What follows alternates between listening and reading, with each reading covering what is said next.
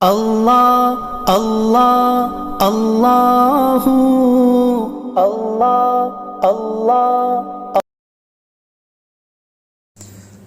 بسم اللہ الرحمن الرحیم الحمد للہ رب العالمین والصلاة والسلام علی سید المرسلین وخاتم النبیین محمد وآلہ واصحابہ اجمعین اما بعد فاعوذ باللہ من الشیطان الرجیم إذ يغشيكم النعاس أمنة منه وينزل عليكم من السماء ماء ليطهركم به ويذهب عنكم رجز الشيطان وليربط على قلوبكم ويثبت به الأقدام صدق الله العظيم.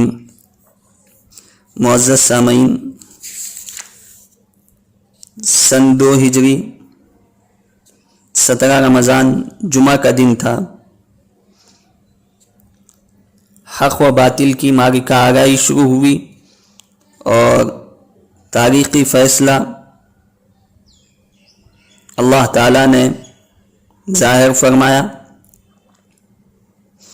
آپ علیہ السلام مسجد عریش میں تھے. آپ علیہ السلام اللہ سے بہت ہی گریہ وزاری میں تھے، یہاں تک کہ آپ کی چادر مبارک نیچے آ گئی تو حضرت ابوبکر رضی اللہ تعالی عنہ نے اس کو درست فرمایا. آپ علیہ السلام دعا فرما رہے تھے، اللہ اگر یہ جماعت ہلاک ہو جائے، ختم ہو جائے تو آپ کا نام زمین پر لینے والا کوئی نہیں رہے گا. اب اللہ کی مدد آئی.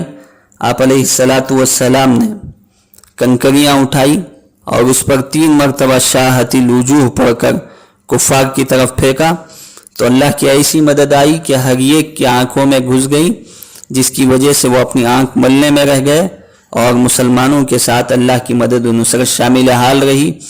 بڑے بڑے سرغنہ مارے گئے، جہنم رسید ہوئے، جس میں ابو جہل بھی ہے، قابل ذکر ہے. تھوڑی ہی دیر میں ابو جہل کا سر ملعون کا لایا گیا تو آپ علیہ السلام نے فرمایا یہ میری امت کا فرعون ہے. الغرض معرکہ جنگ وجود میں آیا. مسلمانوں کو اللہ تعالیٰ نے بڑی کامیابی کے ساتھ ہمکنار کیا. 70 کفار جہنم رسید ہوئے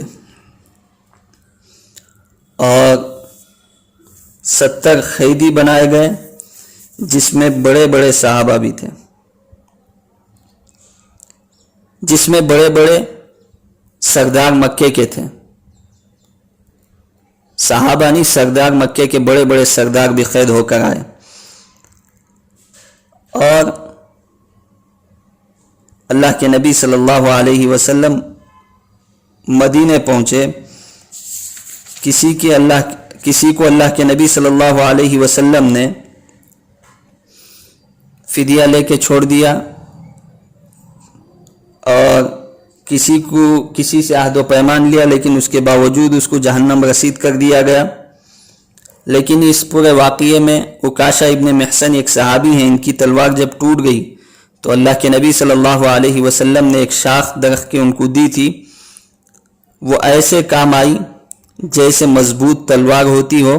انہوں نے آخر تک وہ سنبھال کر رکھی تھی اور حضرت صدیق اکبر رضی اللہ تعالیٰ عنہ کے ایام خلافت میں حضرت عکاشہ ابن محصن شہید ہوئے. الغرض آپ علیہ السلام کچھ کو فدیہ لے کر چھوڑ رہے تھے اور جس کے پاس فدیے کی رقم نہیں تھی تو اللہ کے نبی صلی اللہ علیہ وسلم نے ان سے کہا کہ تم کو جو ہنر اور جو تعلیم آتی ہے وہ انصار مدینہ کے بچوں کو سکھاؤ، یہی تمہارا فدیہ ہے. معزز سامعین، اس واقعے سے کئی اسباق ہم کو ملتے ہیں. ہم 2 سبق آپ کے سامنے پیش کریں گے. اللہ کی مدد و نصرت جب بھی آئی ہے وہ تعداد پر، قوت پر اور لشکر کے زور پر نہیں آئی ہے، بلکہ مسلمانوں کے حوصلے، اللہ پر یقین اور ثابت قدمی کی بنیاد پر آئی ہے. جب نگاہیں اللہ سے ہٹی ہیں تو اللہ کی مدد بھی ختم ہو جاتی ہے. تو اس وجہ سے ہر حال میں چاہے اسباب ہمارے خلاف ہو تب بھی ہم کو نگاہیں اللہ پر جمانا چاہیے اور اسی طرح اللہ ہی پر بھروسہ کرنا چاہیے. کسی اور طرف ہماری نگاہ جانا یہ بالکل مناسب عمل نہیں ہے. لیکن ساتھ میں یہ بھی خیال رہے کہ ہم तवक्कुल के नाम पर असबाब को छोड़ दें, ये भी खिलाफ वाक़िया है, शरीयत ने इसको भी पसंद नहीं किया है। तवक्कुल के लिए असबाब को भी इख्तियार करना चाहिए। और दूसरा सबक हमको एक इसमें ये मिलता है कि आप अलैहिस्सलातु वस्सलाम ने कुछ से फ़िदिये की रकम ली और कुछ को तालीम के लिए मुतय्यन कर दिया कि उनको जो तालीम आती है और जो हुनर आता है वो अंसार मदीना के बच्चों को सिखाए। तो इससे हमें मालूम होता है इल्म और इसी तरह अच्छी चीज़ें चाहे वो जिस किसी के पास हो उससे हासिल करना चाहिए, उसमें आर और शर्म महसूस नहीं करना चाहिए और इसमें उम्र की क़ैद भी नहीं होनी चाहिए। जो अहबाब आम तौर से उम्र और इसी तरह ओहदा और इसी तरह ख़ानदान देखते हैं, यह गलत बात है। अल्लाह के नबी सल्लल्लाहु अलैहि वसल्लम ने उनसे तालीम अंसार मदीना मुसलमानों के बच्चों को दिलवाई है। अल्लाह ताला से दुआ है कि अल्लाह तबारक व ताला हम तमाम को इस्लामी उसूलों पर ज़िंदगी गुजारने की तौफ़ीक़ नसीब फरमाए। आमीन व आखिर दावाना अनिल हम्दुलिल्लाहि रब्बिल आलमीन।